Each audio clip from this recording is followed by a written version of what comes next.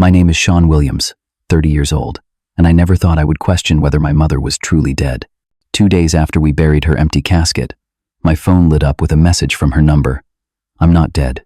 Come to the cemetery. Now. Dad had skipped town with his mistress instead of attending Mom's funeral, leaving me alone with my grief and confusion. Now this text was turning my world upside down. I grabbed my keys, hands shaking uncontrollably. Before I continue this story, let me know where you're watching from, and subscribe if you want more shocking true stories like this one. Growing up, it was always Mom and me against the world. Catherine Williams, Kate to her friends, was the kind of mother who somehow made minimum wage stretch far enough to buy me baseball gloves and science kits. She worked 2 jobs most of my childhood, yet never missed a single school event. Her smile could light up our small apartment, even after 16-hour shifts at the diner and cleaning office buildings. My father, Richard, was a different story entirely. A successful investment banker with Morgan Stanley, he lived in a world of expensive suits, international flights, and client dinners that kept him away from home more often than not. His absence was so consistent that it became normal to me. Birthday parties with just Mom singing, Christmas mornings where his wrapped presents arrived by courier, father-son campouts, where Mom would awkwardly try to pitch a tent while other kids enjoyed teaching moments with their dads. Your father works hard to give us opportunities, Mom would say whenever I questioned his absence. She never spoke ill of him. Even when tears stained her pillow on nights, she thought I was asleep. I remember a particular Sunday when I was 12. Dad had promised to take me fishing, something we had planned for weeks. I waited by the door from sunrise, tackle box packed, excitement bubbling. By noon, Mom gently explained he had an emergency client meeting. The disappointment crushed me, but what stuck with me most was finding Mom in the kitchen later, clutching the phone, whispering fiercely, "They're just excuses, Richard." He waited all morning. It was one of the few times I heard her challenge him. As I grew older, the pattern continued. Dad climbed the corporate ladder, while Mom worked herself to exhaustion supporting my dreams. When I got accepted to UCLA, it was Mom who drove me to campus, helped set up my dorm room, and cried proud tears. Dad sent a check and a brief text message. After college, I moved back to our hometown and started a marketing firm. Being closer to Mom meant I started noticing changes in her health about a year ago. Small things at first. Unusual fatigue, occasional confusion, unexplained bruising. When she finally agreed to see a doctor, the specialists seemed baffled. Tests came back inconclusive. Symptoms appeared and disappeared without pattern. Probably just getting old, she joked, though she was only 55. Dad's response to Mom's illness was to become even more distant. His business trips multiplied. Sometimes he would be gone for weeks, offering vague explanations about expanding Asian markets or European investor meetings. Mom never questioned him, but I noticed how she would check his credit card statements when he was away. The truth crashed into my life 6 months before Mom died. I had stopped by their house unexpectedly one evening to drop off some supplements a coworker had recommended for Mom's mysterious symptoms. Dad's car wasn't in the driveway, but I had a key. I let myself in, calling out for Mom. The house was quiet, so I assumed she was resting. I headed to the kitchen to leave the supplements with a note. That's when I heard it. Dad's laugh, followed by a woman's voice, coming from his home office. Thinking he might have brought a colleague home, I walked down the hallway. The door was slightly ajar, and through the crack, I saw them. Dad with his young assistant Jessica, their naked bodies entwined on his desk, papers scattered on the floor around them. Family photos had been placed face down, including one of Mom and him on their anniversary. I backed away silently, sick to my stomach. In the car, I vomited in the parking lot, my world spinning. My father was cheating on my sick mother. The pieces suddenly fit together. The constant trips, the late nights, the emotional distance, the expensive gifts for Mom that seemed like apologies. 2 days later, I confronted him at his office. "Are you having an affair with Jessica?" I asked directly, once his door was closed. He looked at me with such convincing outrage that for a moment, I questioned what I had seen. What the hell kind of question is that? She's my assistant, for God's sake, 20 years younger than me. "I saw you, Dad, Tuesday night, in your office at home." His expression shifted, first surprise, then calculation. "You're stressed about your mother's health, maybe seeing things that aren't there." I was in Chicago on Tuesday, presenting to potential investors. Check my flight itinerary if you don't believe me. Later, I did check. Somehow, There was indeed a flight booking to Chicago in his name, though I knew what I had seen. His gaslighting made me question my own sanity briefly, until I found a receipt for 2 dinners at a local restaurant that same evening, tucked in his car's center console when I borrowed it the next week. I debated telling Mom countless times. Each time, her increasingly fragile state stopped me. Her health was deteriorating rapidly, with new symptoms appearing weekly: hair loss, trembling hands, stomach pains. The doctors ordered more tests, mentioned possible autoimmune disorders, but nothing conclusive emerged. Then came the day I received the call from Dad that Mom had collapsed in the shower. By the time I reached the hospital, they told me she was gone. Heart failure, they said, though she had no history of heart problems. The doctor looked puzzled as he explained, mentioning that sometimes these things just happen. Dad showed minimal emotion at the hospital. He handled the arrangements with mechanical efficiency, choosing the cheapest casket option and smallest service package. When I objected, suggesting something that better honored Mom, he told me coldly, "She's gone, Sean. She won't know the difference." The final blow came the night before the funeral. Dad called to inform me he wouldn't be attending. "Something's come up," he said, "a situation in Belize that requires my immediate attention. The investors won't wait." "Your wife's funeral won't wait either," I said, voice breaking. "You're really not coming?" "Life goes on, Sean. Catherine would understand business priorities." The call ended, and I sat alone in my apartment, surrounded by photo albums of a mother who had given everything, and a father who couldn't give even 1 day of respect. I had never felt more alone, or more determined to give Mom the dignified goodbye she deserved, even if I had to do it by myself. The funeral was held at Greenwood Chapel, a small venue Mom had once mentioned liking for its beautiful stained glass windows. About 40 people attended, mostly Mom's co-workers from the diner, neighbors, and a few relatives from her side of the family. Dad's absence was conspicuous, creating an uncomfortable void that people danced around in conversation. His family sent flowers but no representatives, claiming travel difficulties despite living only 3 states away. I stood greeting mourners alone, accepting condolences and hugs from people sharing stories about Mom's kindness. "She always remembered my children's birthdays," said her manager from the cleaning service. "Left little handmade cards for them." Another woman told me how Mom had covered her shifts for 3 weeks when her husband was hospitalized, expecting nothing in return. Diana Porter, Mom's best friend since high school, arrived late. Instead of the grief I expected, she seemed nervous, eyes darting around the room as if searching for someone. When she hugged me, she whispered, "We need to talk later," before being pulled away by another mourner. I made a mental note to find her after the service, but somehow she managed to disappear during the reception. The funeral director, Mr. Hammond, approached me before the viewing. "There's been a change of plans," he informed me. "Your father called this morning requesting a closed casket service." "What? Why?" I asked, confused.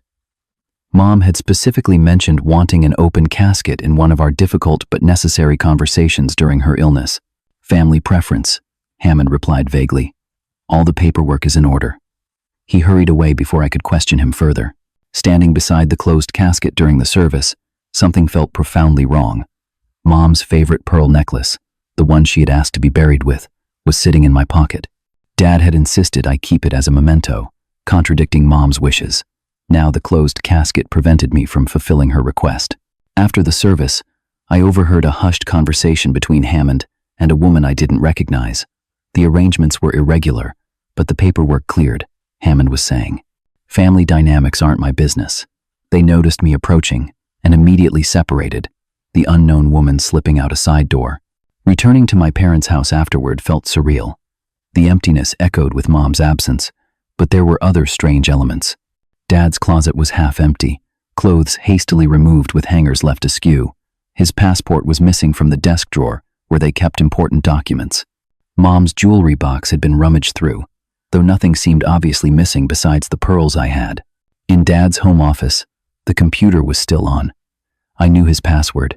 He'd never bothered to change it from my birth date. Checking his recently deleted emails revealed what I had suspected. Confirmation for 2 first-class tickets to Belize, departing the morning of the funeral. The reservation was for Richard Williams and Jessica Adams. They had booked a luxury villa for 2 weeks at a resort known for its privacy and exclusivity.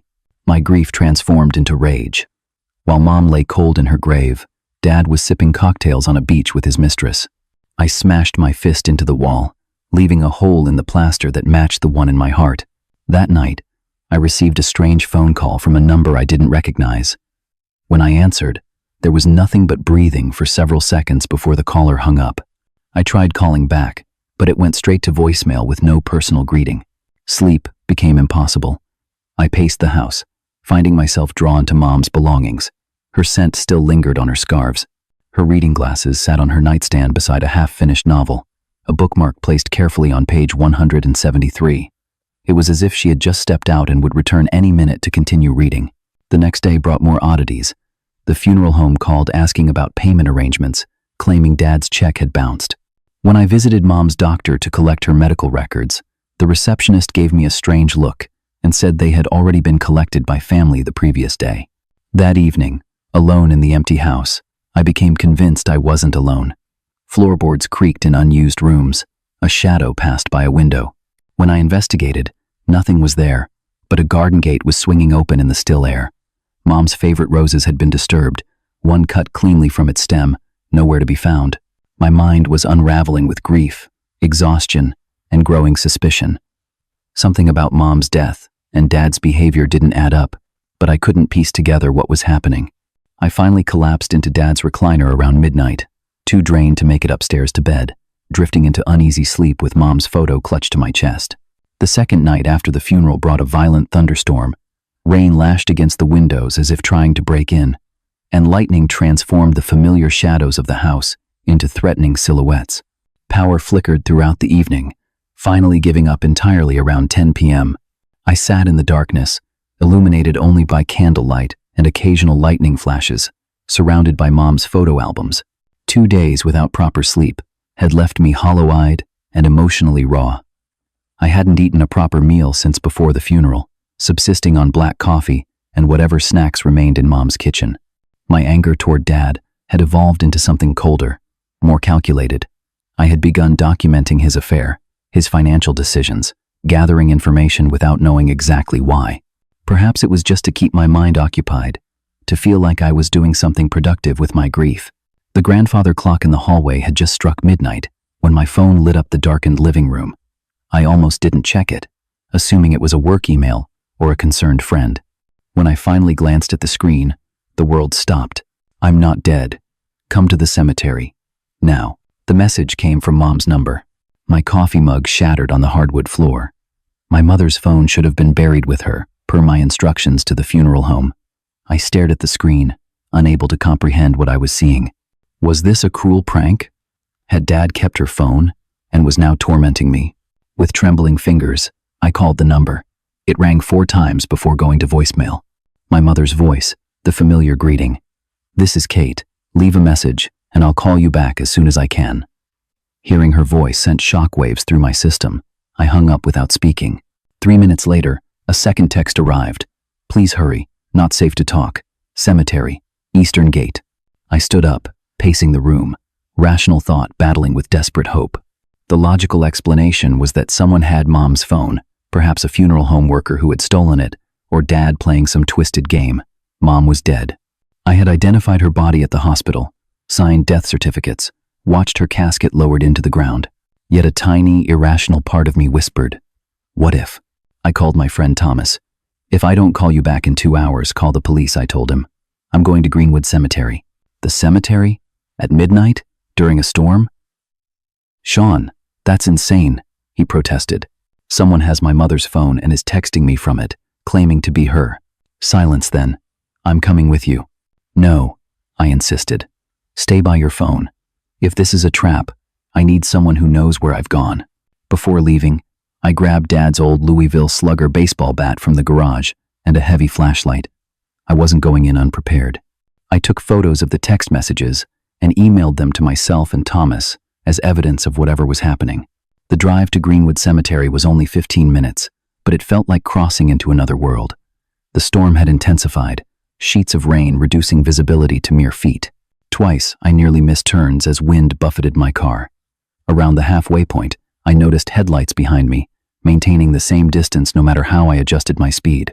When I deliberately took a wrong turn down a residential street, the car followed.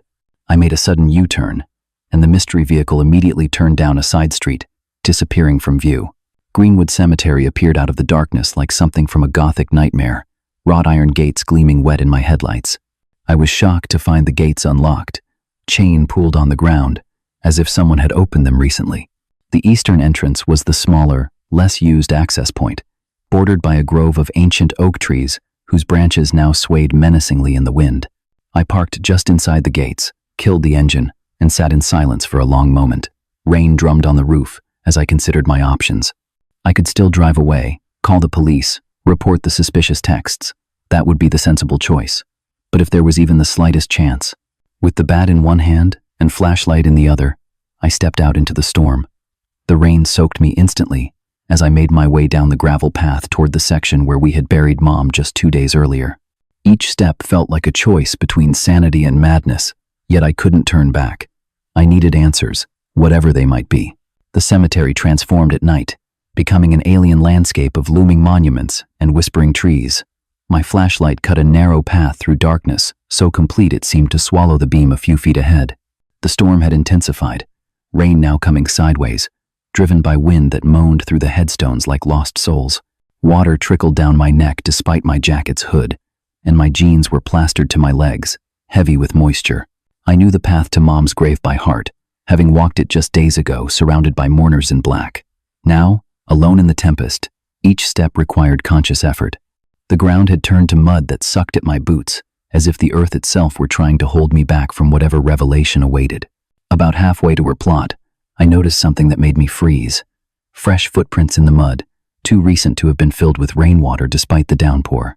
Multiple sets, heading in the same direction I was. Someone had been here recently, within the hour perhaps. I tightened my grip on the bat and pressed forward. The flowers placed on graves during the day had been scattered by the wind, creating ghostly white and yellow streaks across the cemetery grounds. As I approached Mom's section, I noticed something odd. The floral arrangements on her grave, which should have been similarly disheveled, appeared to have been recently rearranged. The white lilies stood in neat formation despite the gale, some looking fresher than what we had placed there during the funeral. When I finally reached her plot, my flashlight revealed a sight that stopped my heart. The earth had been disturbed, not by animals or weather, but deliberately. A rectangle of soil approximately 2 feet wide had been carefully removed and set aside, creating an opening just large enough for a person to access the casket below. The temporary grave marker with Mom's name lay face down in the mud nearby. I approached cautiously, bat raised, and directed my flashlight beam into the opening. The lid of the casket was open, and the casket was empty. A wave of nausea hit me so hard I nearly collapsed. I staggered backward, slipping in the mud, my mind unable to process what I was seeing. The empty casket gaped like an accusation, the satin lining gleaming wetly in my flashlight beam. "Sean," the voice came from behind a nearby mausoleum, barely audible above the storm. I whirled around, raising the bat defensively, heart hammering against my ribs. "Sean, don't be afraid. It's me, Diana." Mom's best friend stepped partially into view, keeping the stone structure between us as if uncertain of my reaction. Her normally immaculate appearance was gone. Her hair hung in wet ropes around her face, clothes muddied and torn. "What the hell is going on?" I demanded, voice cracking. "Where's my mother's body? Did you send those texts?" Diana glanced nervously over her shoulder before responding. "Your mother isn't in that casket because she was never dead, Sean." The world tilted beneath my feet. "What are you talking about?" I identified her body. "I saw her." "You saw what Catherine wanted you to see, what she needed Richard to believe." Diana took a cautious step closer. "Your mother suspected your father was poisoning her." The bat lowered slightly as her words penetrated my shock. "Poisoning her? That's insane." "Is it? Think about her symptoms, Sean. The hair loss, stomach pains, cognitive issues, bruising, classic signs of arsenic poisoning, administered in small doses over time. Catherine found white powder in her teacups, in her food. She started keeping samples, having them tested privately. My mind raced back through Mom's mysterious illness, the baffled doctors, the inconclusive tests at mainstream hospitals. Dad insisting on preparing Mom's evening tea himself, claiming it was his small way of caring for her. "Your father has a $5 million life insurance policy on Catherine," Diana continued, "plus their shared assets, properties. Everything goes to him upon her death. If what you're saying is true, why fake her death?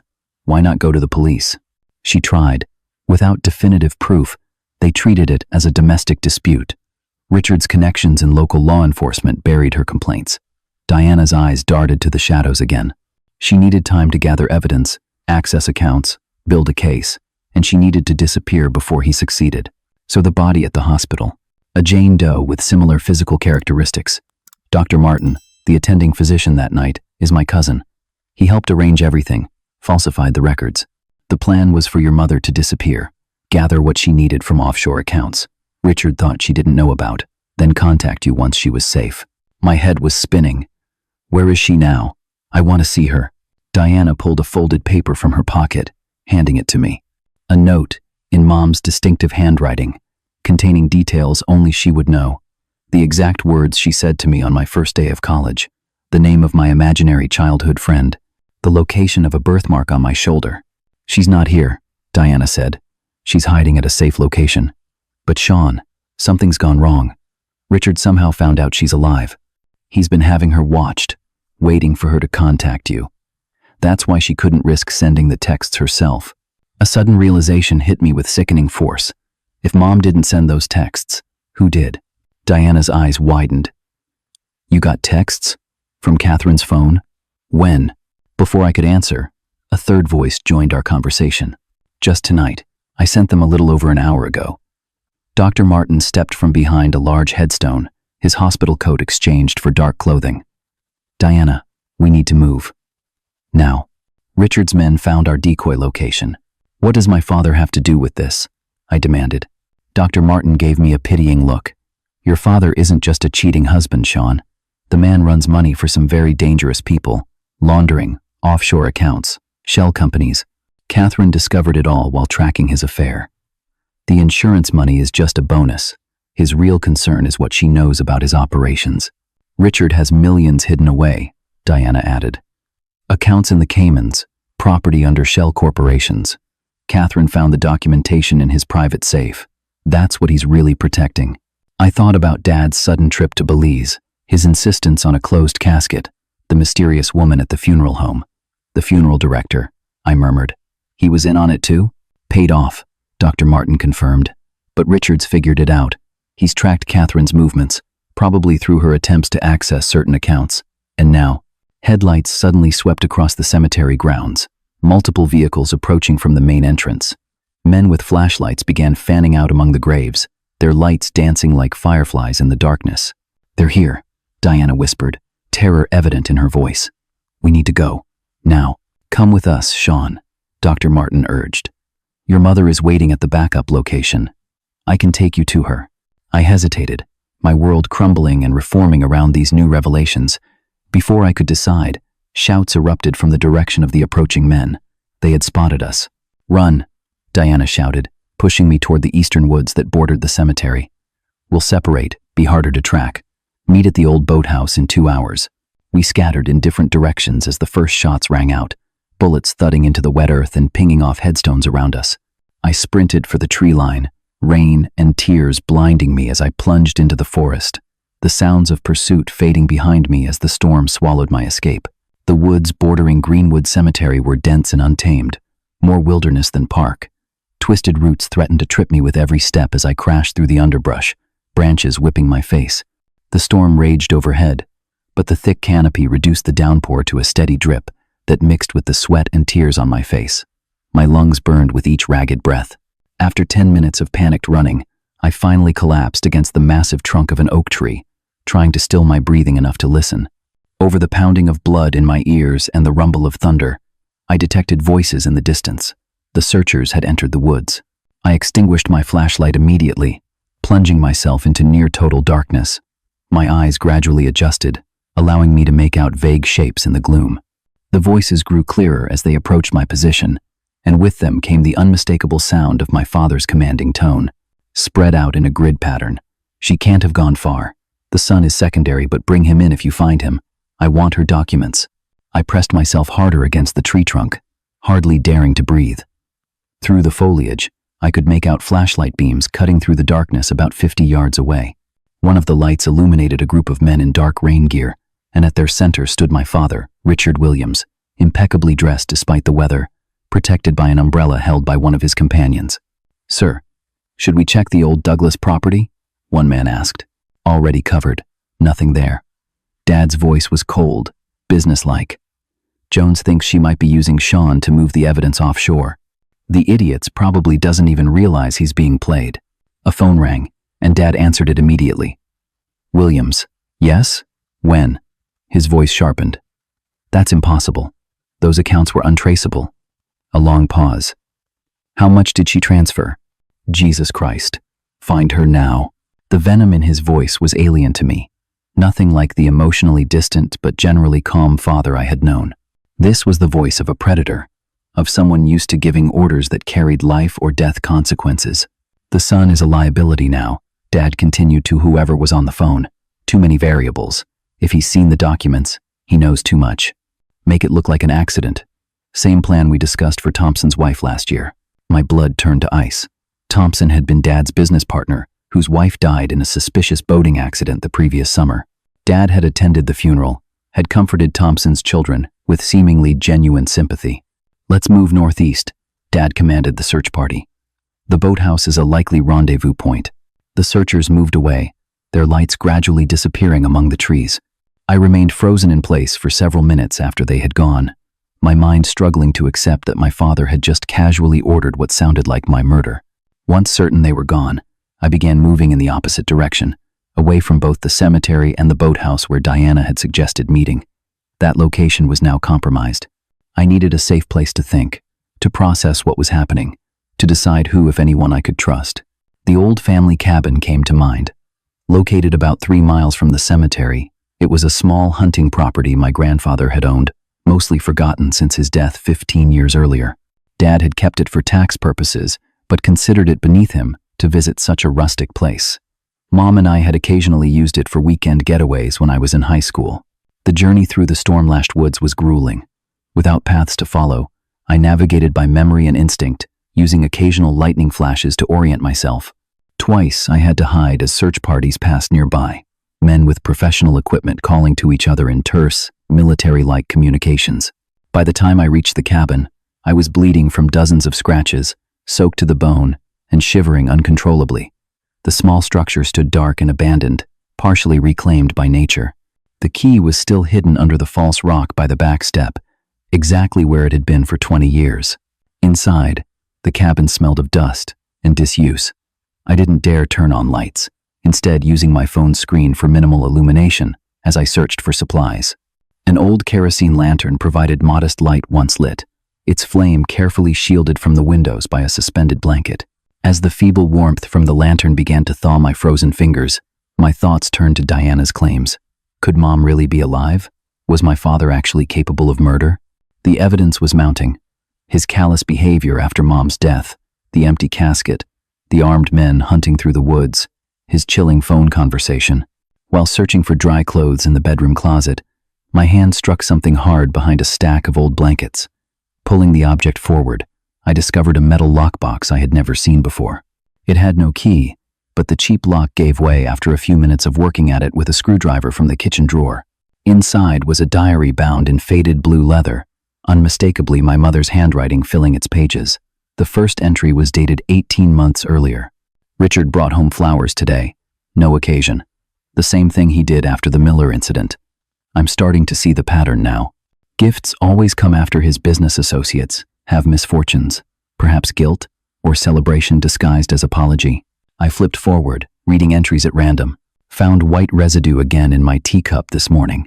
Richard insisted on making my breakfast while Jessica waited in the car. Said he had an early meeting. Third time this month my stomach seized up afterward. Keeping sample in plastic bag inside my sewing kit. Another entry, 6 months later. Spoke with Diana about my suspicions. She thinks I'm paranoid until I show her the lab results from the powder. Low levels of arsenic, consistent with my symptoms according to the medical websites. Richard has been accessing my medical records online, can see his login history. He's monitoring my test results from the hospital. The diary documented Mom's growing suspicions, her careful evidence gathering, her failed attempts to get help from authorities. It contained photocopies of offshore account statements, property deeds for real estate in 6 countries, and notes about Dad's meetings with men described only by initials. Most disturbing was a photo tucked between the final pages. Dad shaking hands with Thompson beside a yacht, both men smiling. The date stamp was 3 days before Thompson's wife died in her accident. Mom had written on the back, "R provided boat. Mechanical tampering? Connection to JM incident 2017? I was so absorbed in these revelations that I almost missed the sound of a car engine approaching on the overgrown access road. Quickly extinguishing the lantern, I gathered the diary and retreated to the back bedroom, sliding under the ancient bed frame as headlights swept across the cabin windows. Car doors opened and closed. Footsteps on the porch. I held my breath, certain I was about to face the men my father had sent to kill me. Instead, a soft knock came at the door, followed by a woman's voice. "Sean, are you in there? It's safe now." The voice sent shockwaves through my system. It couldn't be. I remained silent, suspecting a trap. "Sean, it's me." Another knock. "I'm so sorry for putting you through this." Slowly, I emerged from my hiding place, approaching the door with Mom's diary clutched to my chest like a shield. I peered through a crack in the window shutters. A woman stood alone on the porch, face partially obscured by a hooded raincoat. "How do I know it's really you?" I called through the door. "When you were 7, the woman replied. "You fell from the apple tree in the Hendersons' yard and broke your arm. In the hospital, you made me promise not to tell your father because you were climbing the tree to get an apple to bring to his office. You thought if you brought him the perfect gift, he might stay home that weekend." Tears sprang to my eyes. No one knew that story except Mom and me. With trembling hands, I unlatched the door. My mother stood before me, thinner than I remembered. Her once auburn hair now dyed black and cut short, but unmistakably alive. We collapsed into each other's arms, both sobbing, relief, and trauma, creating a storm more powerful than the one still raging around the cabin. "I'm so sorry," she kept whispering against my shoulder. "I never wanted to hurt you like this." The reunion was cut short by practical urgency. "We can't stay here," Mom said, wiping tears from her face. "This place isn't secure. Richard knows about it." "How did you find me?" I asked, still struggling to believe she was real. "Diana called after you ran. Said you'd likely come here. We need to go now, Sean. I have a car hidden a quarter mile down the service road." As we prepared to leave, I showed her the diary I'd found. Her eyes widened. "You found it. Good. That's the original copy of everything. The evidence we need." "Mom, Dad is..." I couldn't finish the sentence. "I know what he is," she said grimly.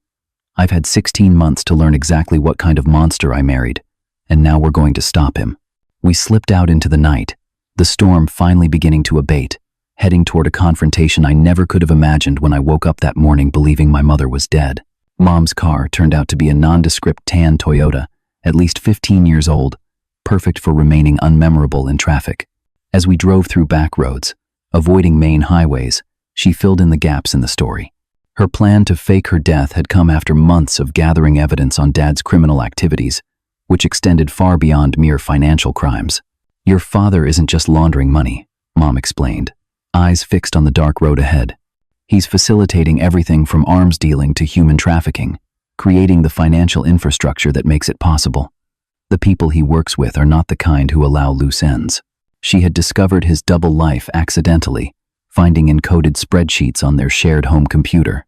Being more tech-savvy than Dad realized, she had deciphered his system and uncovered a network of shell companies, numbered accounts, and transactions tied to known criminal organizations.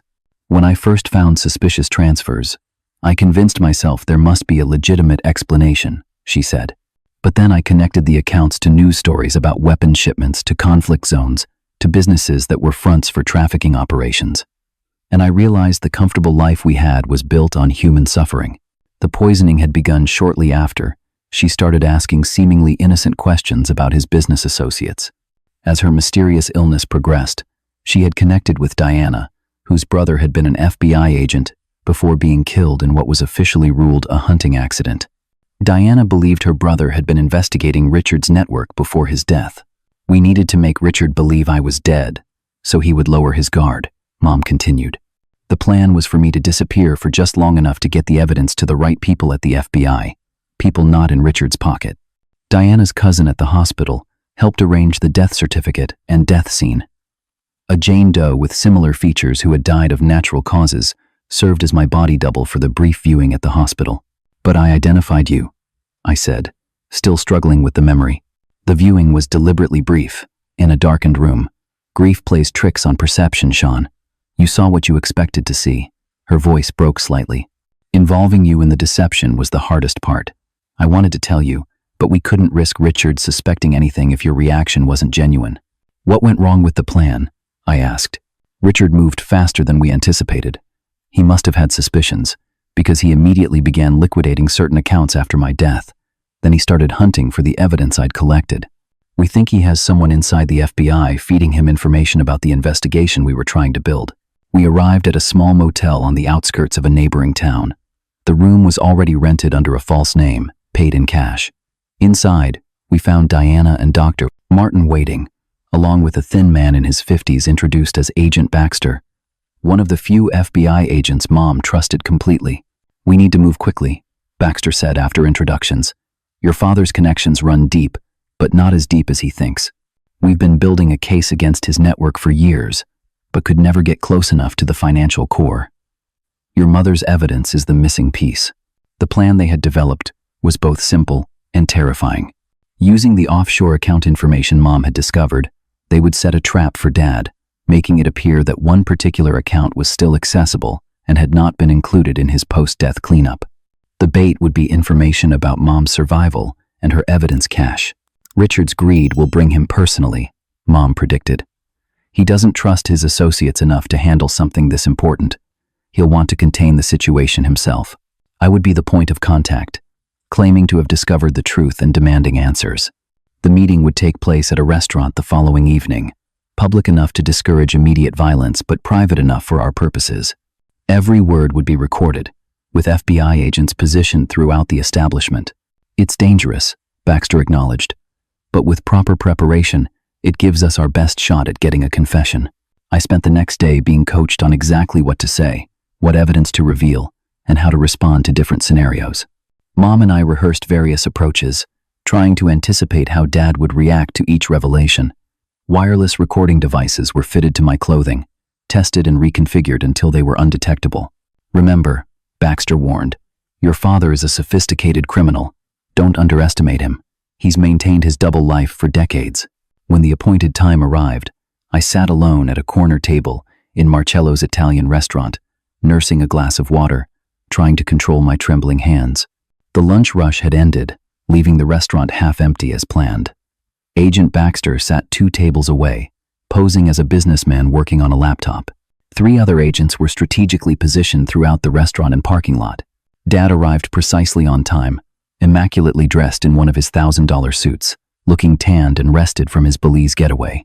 His expression showed mild concern, but nothing approaching the panic of a man whose criminal empire was threatened. He slid into the seat across from me, ordering a scotch from the passing waitress before even acknowledging me. You look terrible, Sean, he observed casually. Not sleeping well? That tends to happen when you discover your mother's grave is empty and your father tried to have you killed, I replied, keeping my voice steady despite the rage bubbling beneath the surface. A flicker of something crossed his face, quickly replaced by concerned confusion. I see you're still struggling with your grief. Perhaps we should have arranged counseling. Drop the act, Dad. I know everything. Mom is alive. I've seen her. He took a long sip of his scotch when it arrived, seemingly unruffled. That would be quite impossible, considering I identified her body myself at the hospital. Just like Thompson identified his wife's body after her boating accident, I countered, watching his eyes narrow slightly. I have Mom's diary. I know about the offshore accounts, the shell companies, the connections to the Salvatore Group. I know you've been poisoning her for months. Dad's expression remained neutral, but his knuckles whitened around his glass. Grief can cause delusions, Sean. These conspiracy theories. Account number 85729344206. I interrupted, reciting one of the Cayman Island account numbers from Mom's diary. Registered to Meridian Holdings, a shell company controlled by your friend Gregory Phillips, who happens to be on Interpol's watch list. There's still $6 million in that account, Dad. Mom knew about it, but you missed it in your cleanup. That got his attention, his eyes sharpened, calculating. What exactly do you want, Sean? Answers. Why did you do it? Was the money really worth destroying our family? Dad glanced around the restaurant, then leaned forward. You have no idea the world I operate in, the people I deal with. Your mother was becoming a liability, asking questions, poking into secure files.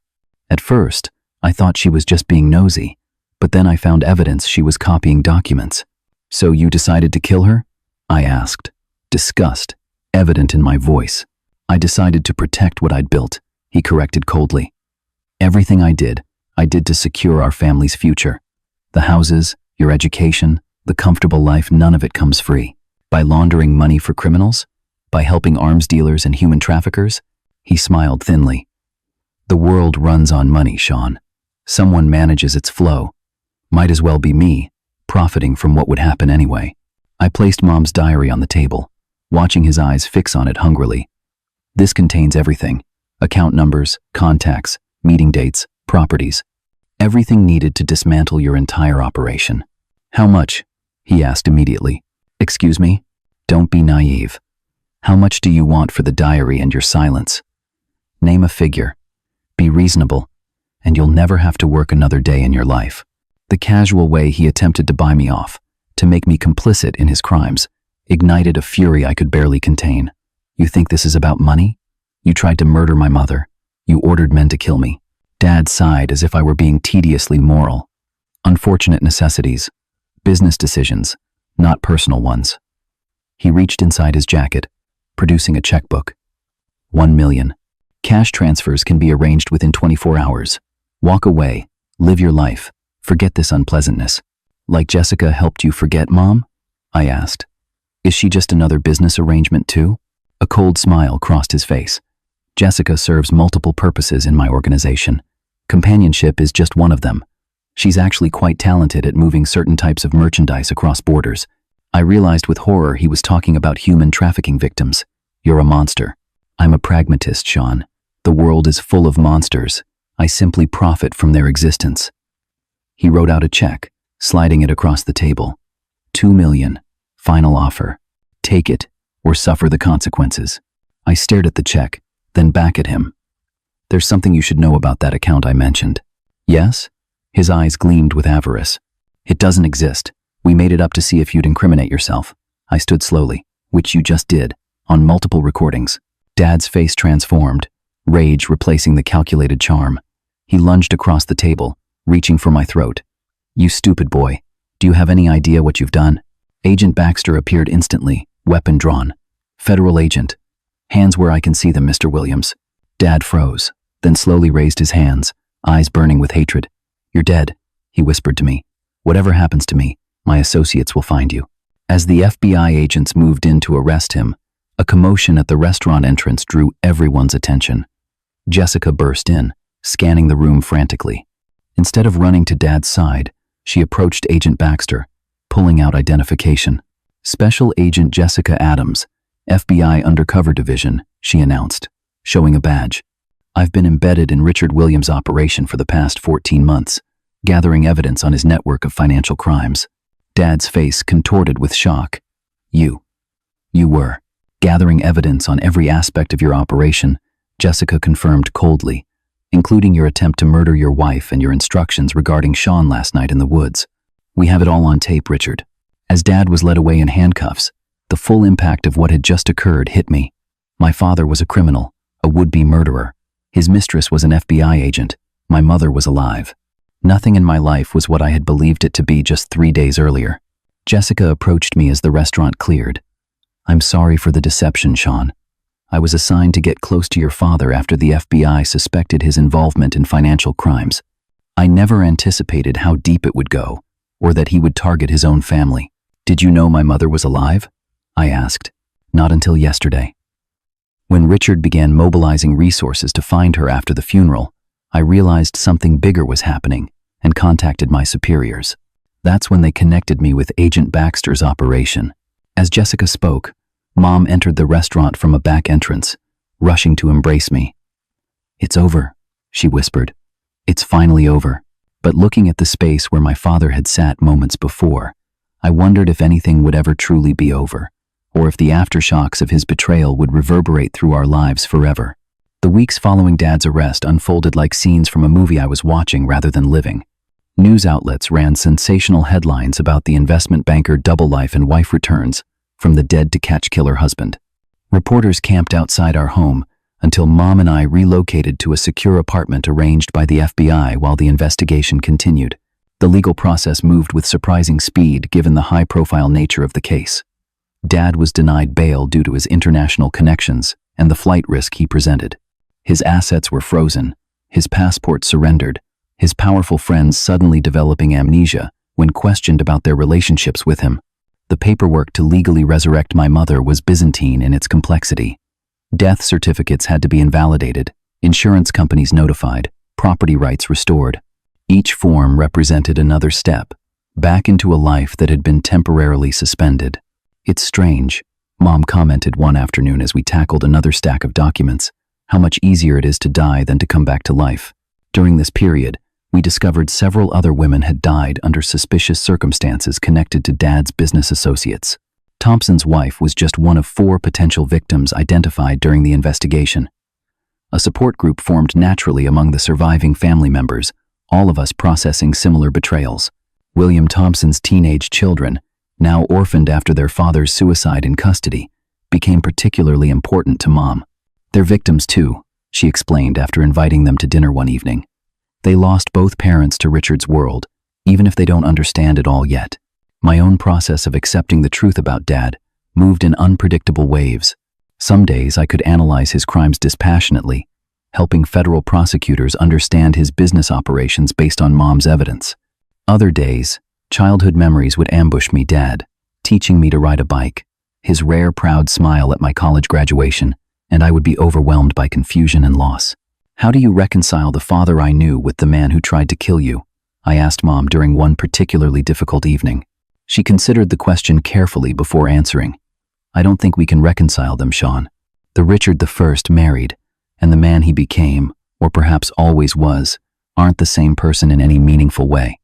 The father who loved you existed in moments of truth within a larger framework of deception." Mom's physical recovery progressed steadily once she was free from the low-dose poison Dad had been administering. Her hair began growing back, her cognitive functions sharpened, and the mysterious bruising disappeared. The emotional recovery proved more challenging. She attended twice-weekly therapy sessions, working through not just the recent trauma but the decades of manipulation she had endured. 3 months after the arrest, the first letter arrived from Dad. The envelope, screened by prison officials, contained 3 pages of neat handwriting. Mom passed it to me without opening it. "Do you want to read it?" I asked. She shook her head. "Nothing he could say would change what happened, but you should decide for yourself."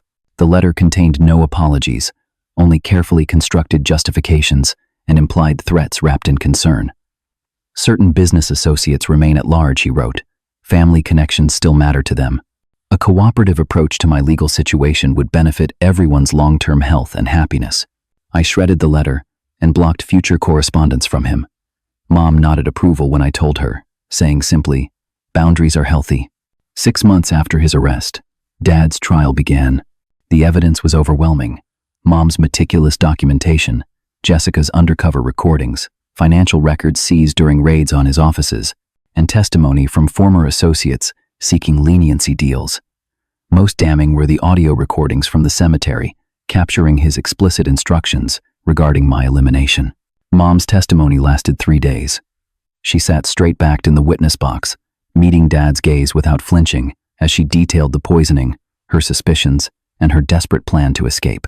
During cross-examination, Dad's attorney attempted to portray her as mentally unstable, suggesting she had invented the poisoning narrative due to paranoid delusions. "If I was delusional," Mom responded calmly, "how do you explain the arsenic found in the samples I preserved? How do you explain your client's recorded instructions to handle his son the same way Thompson's wife was handled? Were the offshore accounts I documented delusions too?" The jury deliberated for just 7 hours before returning guilty verdicts on all counts: attempted murder, conspiracy, money laundering, tax evasion, and racketeering. The judge sentenced Dad to life imprisonment without possibility of parole, noting the calculated nature of his crimes and his willingness to murder family members. As the bailiffs led him away, Dad looked directly at me from across the courtroom. There was no remorse in his expression, only cold assessment, as if he were still calculating odds and possibilities. It was the last time I saw him in person. 1 year after Mom's resurrection, we established the Truth Foundation, dedicated to supporting families affected by similar crimes and helping vulnerable individuals escape abusive relationships. Using funds recovered from Dad's legitimate investments, the court had permitted these specific assets to be unfrozen.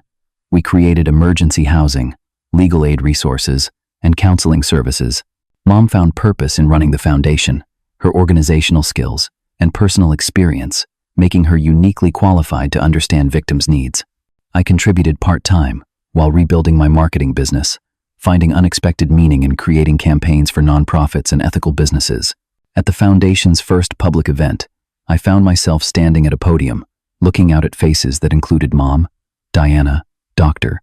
Martin, Agent Baxter, Jessica, and dozens of people we had helped during our first year of operation.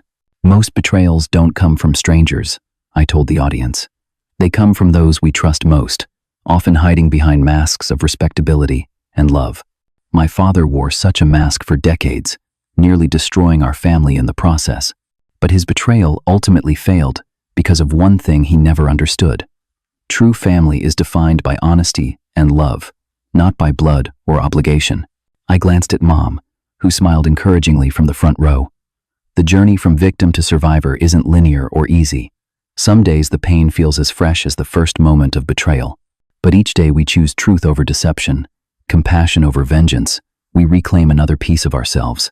After the event, Mom and I walked along the riverfront, near the foundation's new offices. The setting sun painted the water, gold and crimson, a beauty that would have been lost to both of us if Dad had succeeded in his plans. "Are you happy, Sean?" Mom asked suddenly. I considered the question seriously. Not all the time, but I'm at peace with what happened, mostly. I'm grateful you're here.